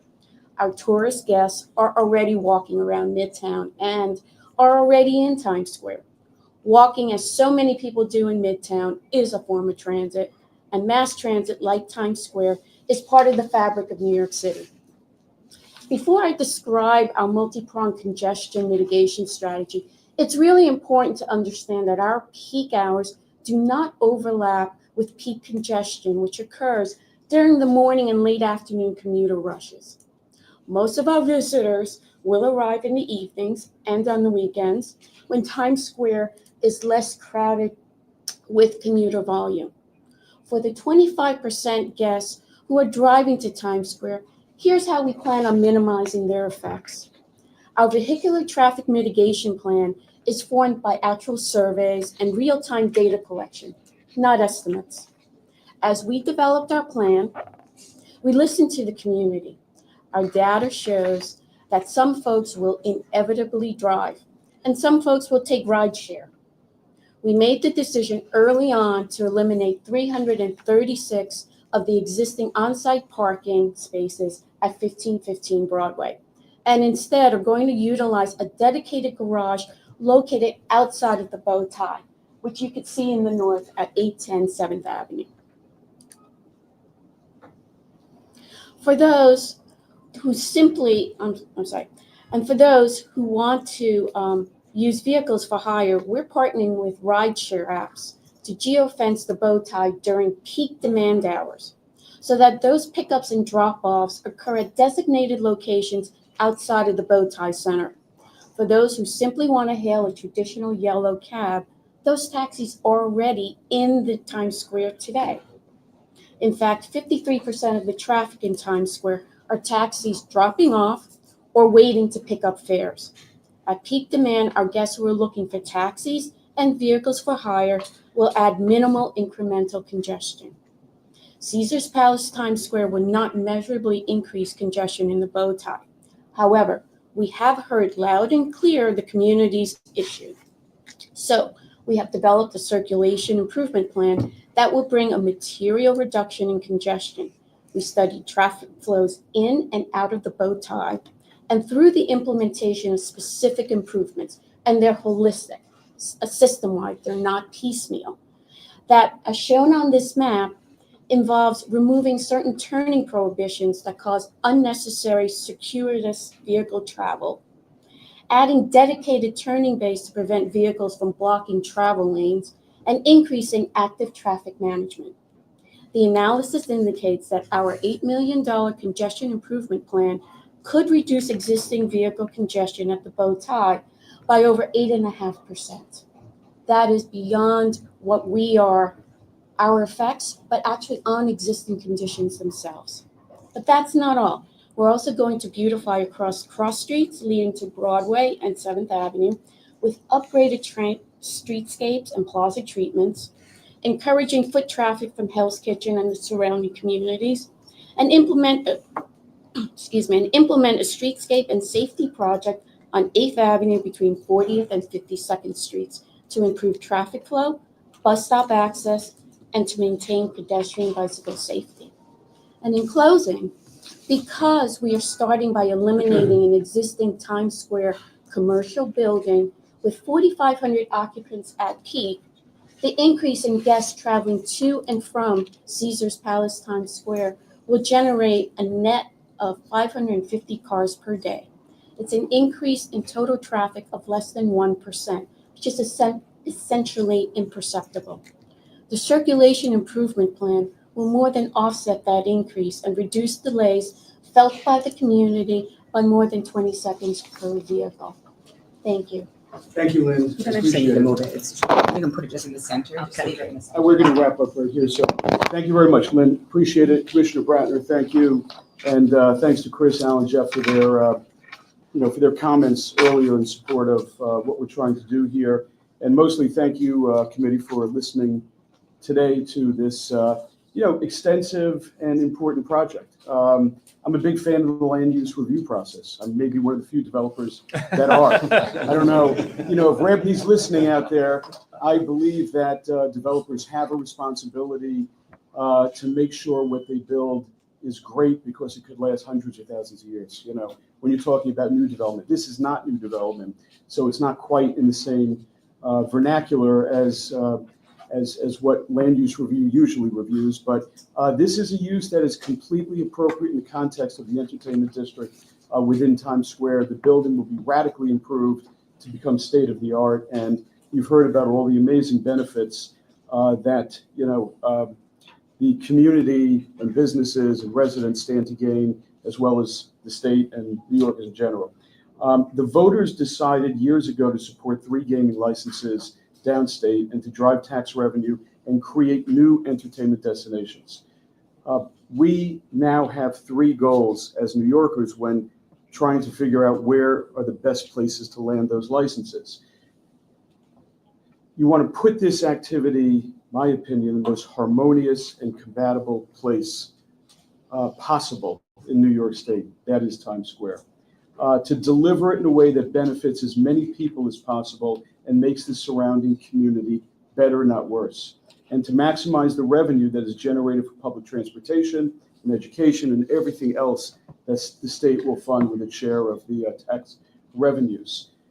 This project uniquely, possibly solely, checks all those boxes. Gaming belongs in the heart of our most iconic entertainment destination, the only place in New York where the use is truly contextual. We've designed a project that makes Times Square District the resort, not the project, but the bow tie. And Caesar's Palace Times Square is truly, in that regard, one of one. It's a singular location. The project will generate more benefit than is possible anywhere else. And we are a diverse and passionate and dedicated group of New Yorkers who have spent a lifetime working to help this city. And we certainly hope to have the opportunity to do it again here. Jay, you want to close it out, please? Again, this is a once in a lifetime opportunity, I believe, to support something that's homegrown. We're from these neighborhoods, and as we hear a lot of talk about community, we are the community. We're from these communities. I'm from Brooklyn, from Marcy Projects, and we've heard all the complaints from New Yorkers, obviously, because we listen. Desiree showed up at Manhattan Plaza. We showed up at these places and we sat down. And for us, we've heard the complaints, too commercialized, too touristy.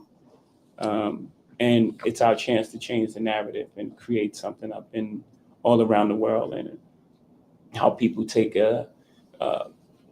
pride in the Arc de Triomphe or the Eiffel Tower. That's for us. We have many, but Times Square is one of them. And if we treat Times Square with the love and the attention that it requires, it can become, it could fulfill its promise. I'll just stop there because we're going long. Thank you guys for your time. Thank you very much. So that is. We are concluded with the presentation. We're going to talk about that mission that we had there. By the way, that was the Challenge shortened, that was the very hyper shortened version. I just want you to I know that. appreciate We've done a lot of work. It's a lot of work. It's been 4 years working, right. really That's right. going into the communities and really having these conversations. So, obviously we have a lot to discuss. The time is important, I Yeah. understand that. Yeah. There will be an opportunity too in your public comment to do an abbreviated kind of presentation as well. We can talk about that later as well, but I understand a lot of work, a lot of time. We'll goes bring into out the it. other book. Yeah. Come on, more books. I appreciate it though, thank you. So is there any other items that you'd like to speak about at this time? Like business items? If not, I'd like to go into a Q&A if that works for you. I do know that Matt has some questions, so do you want him just to go first since he's online, or does anybody have a preference there? Would you like to go first as the chair? Yeah, sure. I have two. Wonderful. Yeah. Thank you very much for the presentation, the level of detail, and the work that's obviously gone into the presentation. So just 2 questions to kick us off. I'm curious about the $250 million community benefits package. Just wondering how that would be governed and how we can ensure that those commitments will be made. Sure. So it was important to us that there were actual memorandums of understanding that were signed between us and counterparties providing every single one of those services. You'll see in the RFA that we submitted to the state that we attached every single one of those memorandums to the bid and have made awarding us a license contingent on us funding every single one of those programs. So they are physically attached to our bid. They're signed and executed by us. They're signed and executed by a counterparty. For example, in the case of daycare, they're executed by Bright Horizons. In the case of tree planting, they're executed by the Lower East Side Ecology Center, so on and so forth. Every one of those line items you see there is reflected in an MOU attached to the bid. I'd also like to add to that, with all those contractual arrangements, I'm still a big believer in the old-fashioned way, my word is my bond. I've never overpromised and underdelivered in my career. I think I have an unblemished reputation in that regard. We're going to go beyond what you see. This is the minimum. I commit to you that. This is what we have right now. Okay, there's still the future ahead of us. And, we take great joy in seeing the benefit, radiate out, far beyond. This is what we have now. Some of these things were just added, in the recent months. More will be added as we go forward. Everything will be in the bid. It'll be contractual in whatever agreement and license we have with the state. We have the providers, as Brett said, but you also have my commitment as somebody who's been working in the city for 33 years. Thank you. And the 81 million for the safety improvements, is that part of the 250 Yes. million or Yes. a separate pot? It's a line here. Okay, thank you. And then a question about transportation for buses. I was just curious about how the coordination with some of the, out-of-state and shuttle buses coming into the city will work, especially during some of the surge times in Times Square when shows are coming in and they're letting out. We're not really looking at shuttle buses per se at this point. I think that is something that is, and if we did, it would be accommodated as part of a drop-off area that is being designed as part of the plan. Our site has the benefit of having 3 frontages, so there are areas in which we would be able to accommodate that. And those are the things that we would be discussing with DOT and have been discussing with the Department of Transportation as part of the review. Yeah. I think shuttle buses is something you'll see much more in these kind of outskirt locations that are not serviced by mass transit. Most of these have little to no mass transit service, especially relative to Times Square. So, we're looking at, your feet or your transportation, for those that can. There'll obviously be drop off for, impaired and handicapped, but, we're going to encourage as much as possible coercively with the Caesars Rewards benefits to walk that last few blocks. That's not something that's really done in Times Square right now. You go there at night, you see, lines of cars waiting in front of, different destinations and venues where people drop off, pick up, and creates real, intense traffic around certain hours. We're going to be encouraging mass transit, which I think is 75%.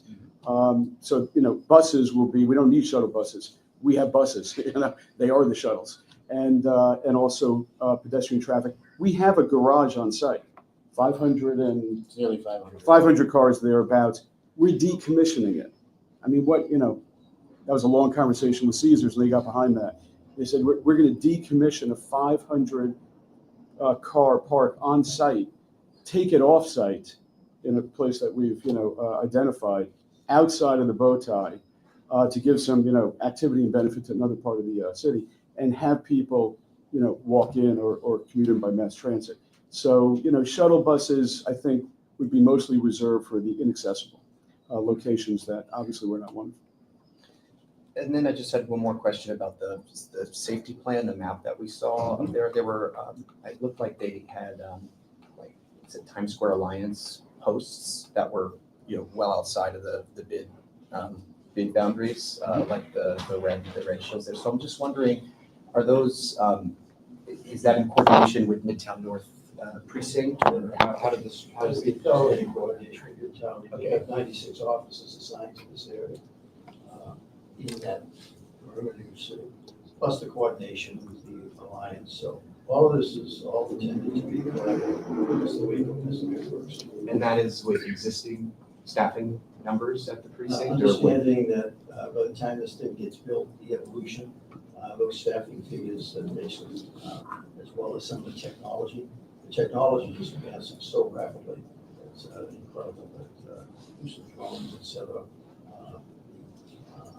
Just to add to that, so first of all, none of these positions or posts are officers that will be on duty with the NYPD. This is all incremental to the NYPD, in addition to, so those 96 officers, we're not utilizing any of them while they're on duty. This is supplemental to that. That's one. Two, the area is expanded to the west because we met with Manhattan Plaza. We met with the residents in Hell's Kitchen. This is not the typical boundaries of the Times Square Alliance. It's expanded because the residential community came to us and said, can you do more to help improve our safety in our area, in our neighborhood? So we advanced another avenue to the west to incorporate everything you see going to 10th Avenue, which critically, includes Manhattan Plaza and all of the Hell's Kitchen residential units. They specifically asked us. I'm happy to let other community members I'll ask jump in, questions. actually, I'll jump in on a traffic related question. Traffic mitigation was part of the presentation. Pedestrian was not, I'm not sure if that's cutting room floor for time or wasn't certainly part of the presentation.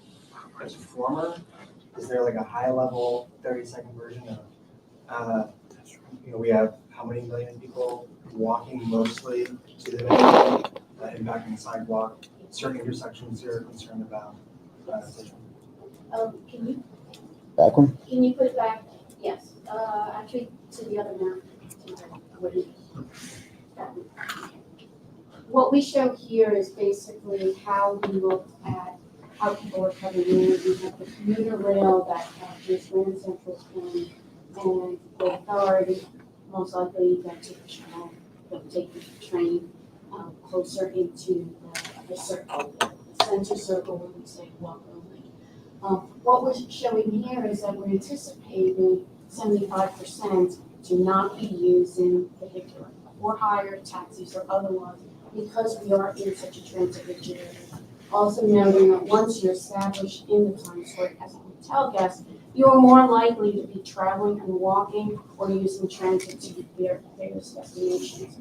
As part of our study, we have been looking at a larger network. As an example, you well know that we are doing an environmental review, which is currently undergoing agency scrutiny and review comments.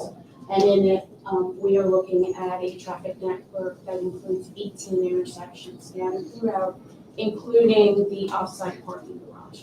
We're also looking at about 33 different pedestrian elements to look at, crosswalks, corners. So we are accounting for a lot of that movement and focused particularly around, say, where there's transit stairs, because that's where everybody is. So we are looking at first. Yeah, there was a little discussion earlier about what hours of the day and days of the week the casino would have the most volume, and whether that would conflict with the, I guess, 9 to 5, working population in and out of the area. I would assume there is a lot of data around the country of actual dates and times of volume in urban-based casinos. Is that kind of data in the presentation? We haven't provided the exact, we've provided some of the data, but I can tell you, we have 53 properties across the country, across 18 states. Mhm. In general, when folks finish work, from a convenience point of view, they'll come visit the casino. So they come after the hours of 5 to 6 o'clock during the midweek days, and on weekends, obviously with no work, that's when you're busier. So your highest volumes are Friday night and Saturday night, without a doubt, and then after work on weekdays. And what about tourist traffic? People who come to New York for a few days? Folks that are not working certainly will be visiting the casino throughout the day, for sure. And do we have any estimate of what that volume might be? I would tell you, with outside of the peak hours that I discussed after work and on the weekends, that's probably about a quarter to a third of your volume. So the vast majority of the volume, 70% of it, when you think about a typical week, is going to be after work and on the weekends. Sorry about that. No, you can leave it right there a little bit closer. Yeah, thank you so much. Thank you. And is the understanding that it'll be a 24/7 Yeah. casino? Yeah, it's going to be 24/7. I think, did Matt have Yeah, questions did online? Laura- sorry, Just excuse me, a sorry. question, I think, which is sort of building on your question about the buses and also public realm. Have you looked at both the sort of capacity of the transit stations to accommodate the increase in traffic, pedestrian, transit traffic? And also, I think on the question of buses and perhaps even the regional rail that brings people in, have you talked to the operating entities about their schedules, assuming that they're not necessarily associated with the sort of peak commuter hour trips? The existing schedules may or may not be sort of sufficient to accommodate increases in traffic. Just to be clear on buses, buses are not coming directly to Times Square. Buses will arrive at the Port Authority, and then those commuters will take either the subway system or they can walk across town to get there. We're not allowing buses to come up in front. Same thing with, Uber, Lyft, taxi drop-offs. We're geo-fencing out those abilities to drop off in front of them. We don't want any of those vehicles to arrive in the center of the buses. Yeah, and I think I understood that. I was mostly just thinking if we're assuming a very high transit mode share during off-peak hours, have you sort of confirmed or are you in discussion with the transit operators to ensure that they could actually move people in during those off-peak hours? As part of the environmental review, we have been coordinating with both New York Transit and the MTA. Yeah, I'd like Rob Schiffer too, who's been handling the CEQA class. Another executive vice president, works for SL Green, he's been with me 20 plus years. Rob, can you just, all these questions are being studied as part of like an intensive environmental review process. And I just want you to weigh in on the process and how are these issues being addressed, because these are seminal issues in any development and Absolutely. they're being closely studied. Yeah, so each and every staircase that will be impacted is being currently, each and every staircase that's being impacted is being studied. If there are improvements that need to be made to those staircases, that will be part of the scope that we execute. All of that is part of the draft EIS, which should be published. At the beginning, early August, so we are currently still undergoing a Right, lot still of the going comments and back through that and forth study, with and the we'll be agencies. publishing the results in a few days. Okay, but all these items will or should be addressed in that study, yes? Yes, correct. All the impacts to the local stations by our increased transit ridership And will be studied pedestrian. in the AIS, as well as And pedestrian at every single intersection within the entire Times Square. So every issue will have to be mitigated. I mean, that's the nature of this review process. We will have to spend whatever is necessary or modify our procedures or operation to mitigate that impact. As we've done, in One Vanderbilt is unbelievable. We put 1.8 million square feet of real estate right on top of Grand Central Station, and we decongested because we made the commutation experience so much cleaner and faster by, in that case, adding one train per hour, Rob, one train per hour of additional capacity through, procedural, changes and platform widenings, column shrinkages, different types of staircases. We were able to accommodate more flow. So that review process is ongoing, but suffice to say, whatever impact there is will be mitigated. I would also say, I hope other establishments in Times Square and industries in Times Square pick up on what we're doing on traffic mitigation, because there's no reason that these solutions that have been proposed by AKRF and that we will do at great cost should be limited just to the casino. This is not part of the study, but I would certainly hope these are best practices that Lynn has proposed that are being used around the world right now, and New York City is behind the curve. And there are other businesses and venues in New York City that can, partner with Uber or Lyft or other rideshare services, establish drop-off zones for their customers, and let's get away from vehicular point-to-point kind of, modality. And, to the extent others follow the blueprint we set, because we like to be pioneers, then the numbers will be even improved from what we presented. Do you want to speak to that, Lynn? Sure. Or do We you have, want to stand up? oh, sorry. So what we have proposed here is really a holistic set. And one of the things when we were doing our initial data collection was acknowledging the fact that over time, where there were issues at certain places, there were certain solutions that were proposed. However, often they had unintended consequences downstream or upstream, and it resulted in other issues. So there were little fixes along the way, and it's not as efficient as if you were to take a look at it from a system-wide network, really fully understanding that. What we have proposed here, obviously, is if we're granted that license, we would definitely be having a lot more conversations with not just DOT, but also New York City Transit in terms of the surface. We would be speaking with also the MTA and also coordinating with PD. There's a whole bunch of things that's above ground and below ground that you have to sort of deal together. And so this set is very ambitious, and it certainly goes beyond the more typical toolbox that we're used to kind of promoting, with signal times changes here and striping here. This is a much larger, more ambitious type of system-wide look. Do you feel like that answered your questions? Okay.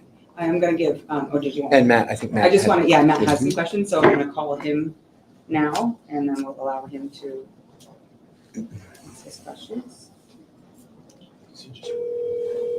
I'm just going to call him.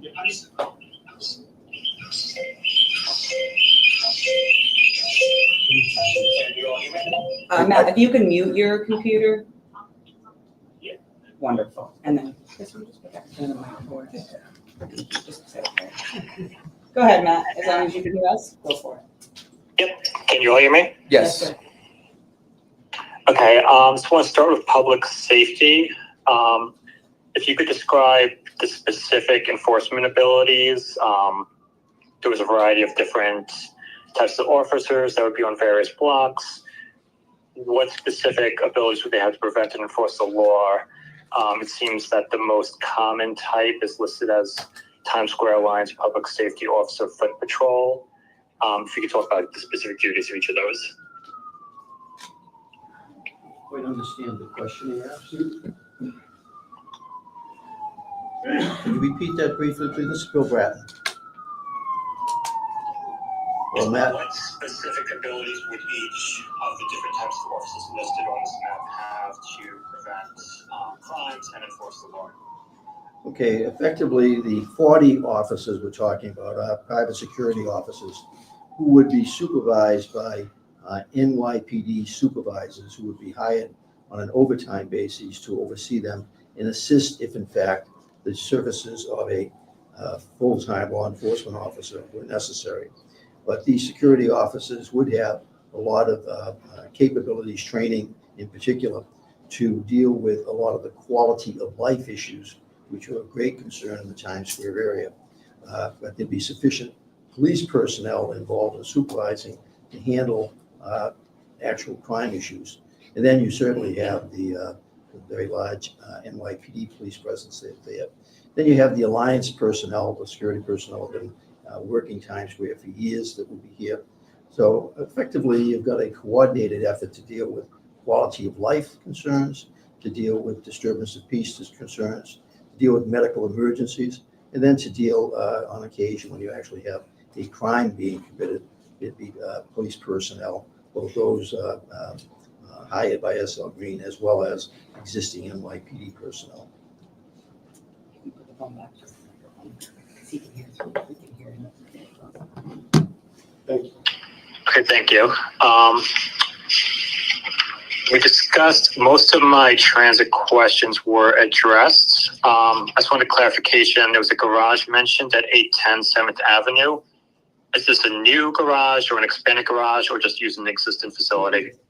That's an existing garage that currently services the public. It would be decommissioned to the public and available only to the drive-to-park customers of Caesar's Palace Times Square. And it has capacity to handle 100% of our estimated drive to park demand. Okay. And would that also be taken in, say, like party buses, Sprinter vans coming in from across the river in Jersey? No, just Caesar's Palace customers on a drive to park basis in a typical vehicle. In a car vehicle. Okay. I just want to hear more about resident engagement. You talked a bit about Manhattan Plaza and meetings you've had. Certainly, as members of this committee, our vote isn't really about economic benefits or pitting one plan against the other, which might be better. Our vote is simply, does this plan have community support? So can you speak to any specific support you've earned from residents in local residential neighborhoods? We believe we have support. As I said, we're going back there. I myself am going back there this afternoon with an additional meeting with Manhattan Plaza specifically. But we've had other community board members saying they're backing this plan, as well as the second community board.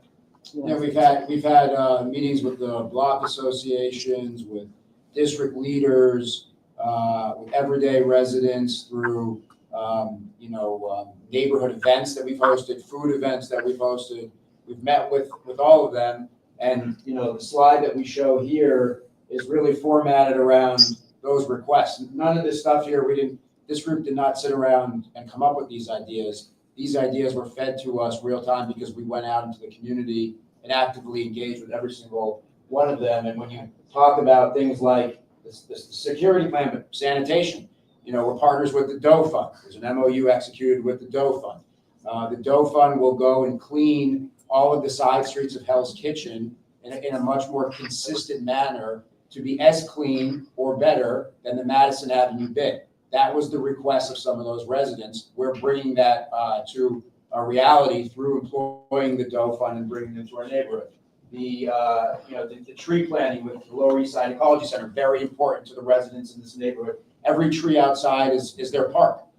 We've heard that, and protecting the trees that are around Hell's Kitchen, very important. So I just want to add something to that question. This is the start of the public process. I think there's been a lot of misinformation and misperception out there that we have taken great care to try and get this message out. You've seen it today. Okay, you've seen it firsthand from the team. This is an extraordinary project that should be supported. I believe residents will support this project because it makes so much sense on so many levels.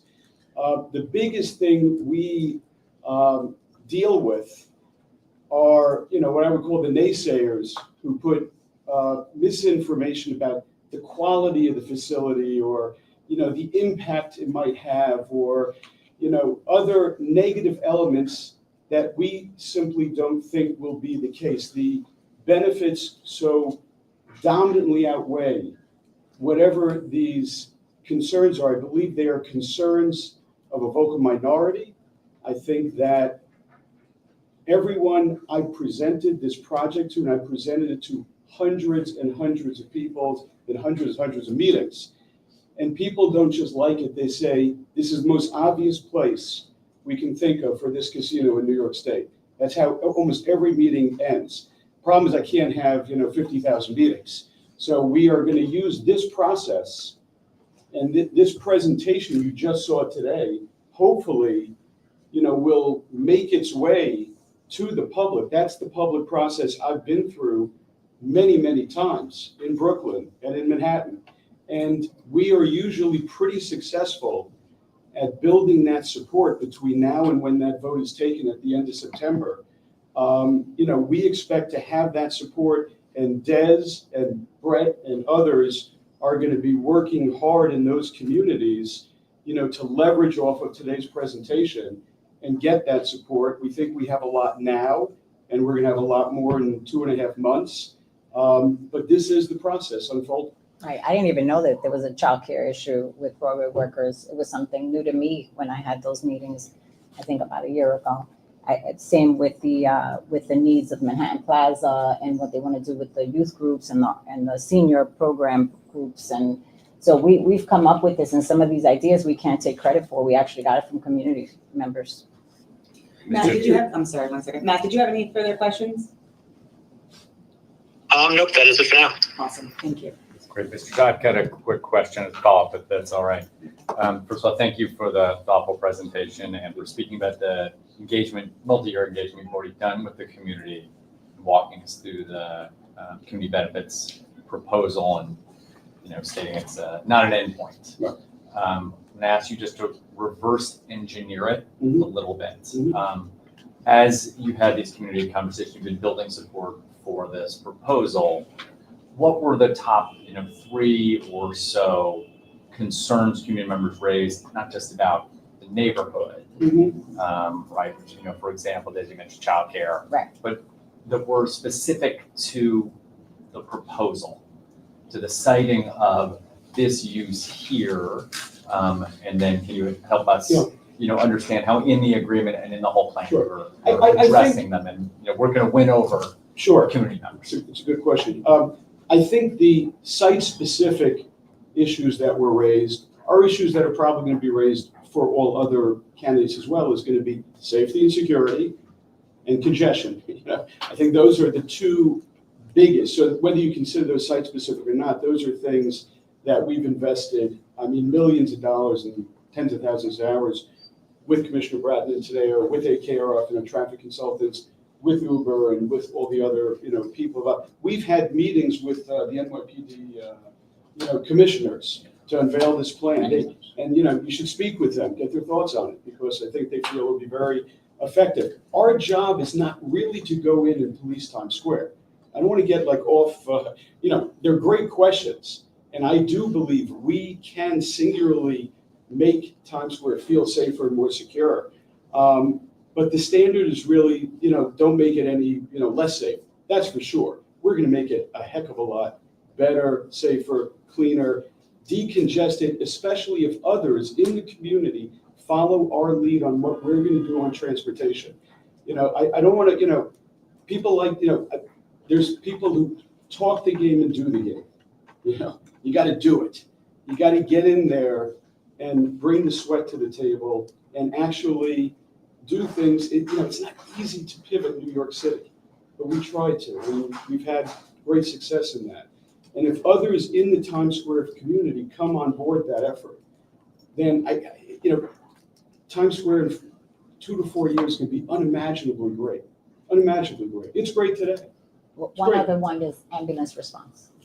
That was a big one, which was something we added at the end with the scooters. Ambulance response. There were certain improvements specific to the community that people made and we are making. Yeah, right. You want to elaborate on which ones, or? The restrooms were a big part of the community too. Streetscape investments, improvements at 8th Avenue, lighting, all those things. I'll give you another big one, which people associate with casinos, is people go inside and they don't come out for 3 days. They take away from the neighborhood around them. That's what everyone thinks is a casino when they imagine it. This is the complete inverse. This is a New York way of doing it, where all we provide is gaming. We cannot possibly accommodate all of the other things that people want in a gaming venue inside our 4 walls. They have to visit the community and frequent those businesses. Our neighbors, yes, we have big responsibility to the residents on the west side, but a lot of our neighbors are the businesses in Times Square. This is an entertainment commercial district. Those businesses really want the uplift that will come with our project. We have other hotels supporting our project. When is the last time hotels said, please put 992 rooms next door? Whenever has that ever? But they know this is going to cause an enormous wealth and spillover effect to their businesses. That's why they're with us. And I also think when we talk about community, we talk about residents, but we do also talk about small business, and we talk about Broadway actors. Broadway actors may not be residents in your community, the community you represent. They're still important, and the people who are going to work there, and the small businesses in your community that are impaired right now. Okay, there's been a dramatic sea change in the retail landscape in Times Square, and no one knows that better than SL Green, because we've invested more in retail properties in SL Green than anybody in the city or in this community. Signage, new developments at 1551 Broadway, 1552 Broadway, where we sit today. This building, 5060, okay? We won an award, I think it's the Miller, The I. Miller Building. the I. Miller Landmarks Building Preservation. Preservation of the Year Award for the work we did here, where we're sitting, you know, and I've seen the change. There used to be no vacant storefronts, single-digit vacant storefronts. There were at its peak 40, I think there still is over 40 vacant storefronts. And the quality of the retailer has, you know, devolved back to where it was a long time ago. So we do need to make, you know, I love this city and I love Times Square, and nobody invests more in Times Square than we do. Fact. But I'll be the first to say we could do a lot better here. Free public bathrooms, med service to save lives, benefits for Broadway workers, lifelines to small businesses like Jeff's. I mean, that's got to count too. That should count. Not, I don't, the way we've approached this is it's got to be good for the residents and these other stakeholders.